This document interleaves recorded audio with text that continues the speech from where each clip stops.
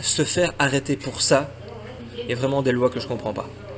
Et cet entraînement s'est passé ici. Et c'est juste après cet entraînement qui m'a laissé des super bonnes sensations d'ailleurs que je suis devenu une star.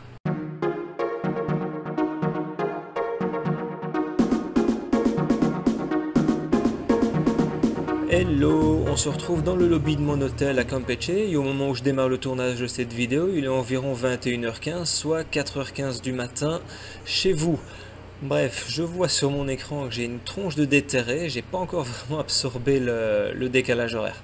Bon, cette vidéo sera essentiellement consacrée à un récit de voyage, mais vous allez aussi découvrir qu'est-ce qui m'a fortement énervé et ce qui nous a fameusement retardé aussi dès qu'on est arrivé au contrôle de douane, surtout au contrôle des bagages à l'aéroport de Cancun, et comment après quelques heures à Campeche, je suis déjà devenu une star locale. Allez, sans plus attendre, le jour 1. On démarre avec un petit clip vidéo qui retrace le voyage en avion entre Bruxelles et Cancun et on se retrouve directement après.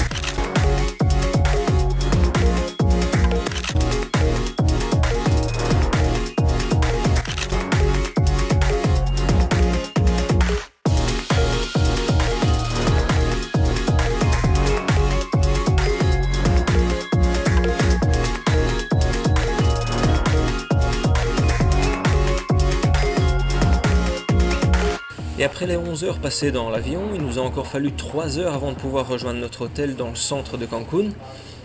Première raison, comme vous pouvez le voir, il y avait un monde énorme à la descente de l'avion. Il nous a encore fallu quasiment 1 heure avant de pouvoir arriver au comptoir des bagages. Et c'est là que le meilleur arrive. Une fois passé le contrôle d'identité à la douane, vous devez faire contrôler vos bagages à Cancun. Une fois que c'est fait, vous pouvez sortir de l'aéroport, mais ça ne s'est pas vraiment passé comme ça. Je me suis fait arrêter au contrôle de bagages parce qu'il y avait une chose dans mon sac qui ne pouvait pas rentrer sur le territoire. Là, je vais vous avouer, j'ai quand même commencé à bouillir parce qu'après 11 heures de vol, on n'est plus très frais. Et commencer à ouvrir la valise, montrer l'objet en question, bien me faire comprendre que je ne pouvais pas le garder, il fallait que je le laisse là, et qu'en plus j'allais devoir donner mon passeport, mon identité, etc., signer un papier comme quoi je laissais l'objet en question. Bref, encore 20 minutes de perdu. Enfin, en même temps, c'est pas vraiment le temps perdu qui pose le problème, mais se faire arrêter pour ça est vraiment des lois que je comprends pas. Mais à votre avis, c'est quoi l'objet du délit? Répondez-moi en commentaire pour que je vois si vous avez un peu d'imagination. Donc après cet épisode un peu houleux, on a pris le bus pour rejoindre notre hôtel dans le centre de Cancun. Ensuite, on a encore dû se trouver à manger. Bref, il était déjà passé 20 heures quand on s'est retrouvé tranquille dans notre hôtel. J'avais plus trop la forme ni la motivation de faire une vidéo. En prime, ce que j'avais filmé dans l'avion ne donnait pas du tout l'effet que je désirais. Donc j'ai dû un peu changer mes plans et il était plus sage de reporter le tournage de cette vidéo à maintenant. On y va pour le jour 2. Là aussi, un petit clip vidéo qui va vous raconter brièvement notre voyage en car de Cancun vers Mérida et ensuite de Mérida à Campeche.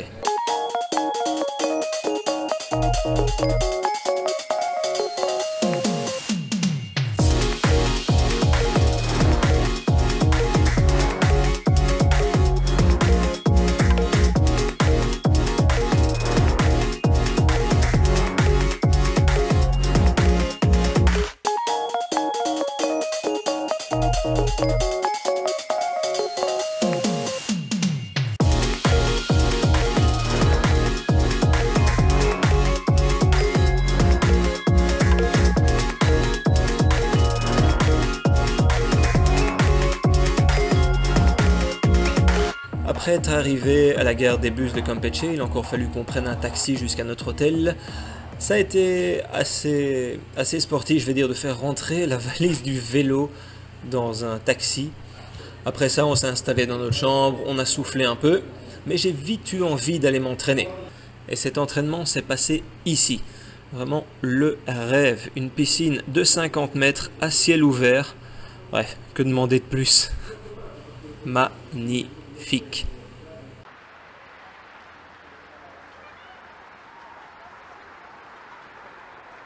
Et c'est juste après cet entraînement qui m'a laissé des super bonnes sensations d'ailleurs, que je suis devenu une star.